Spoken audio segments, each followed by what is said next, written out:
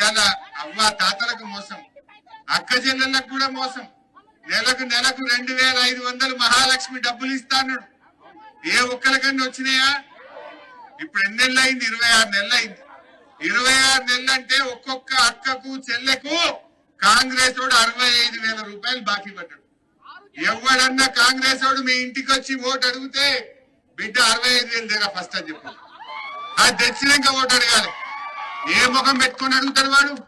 65,000కు పెట్టినావు, అవ్వతాతల pension ఎగ్గొట్టినావు, KCR kit బంద్ చేసినావు, Bathukamma serial బంద్ పెట్టినావు, చేప పిల్లలు బంద్ పెట్టినావు, గొర్రె పిల్లలు బంద్ పెట్టినావు, రంజాన్ తోఫా బంద్ పెట్టినావు. అన్ని కటింగ్ పెట్టుడే తప్ప నువ్వు కొత్తగా ఇచ్చిందేమో. కేసీఆర్ పథకాలకు కటింగ్ పెట్టుడు, కేసీఆర్ కట్టిన బిల్డింగ్లకు రిబ్బన్లు కత్తిరించుడు. కొత్తగా కట్టింది లేదు, కొత్తగా చేసింది లేదు.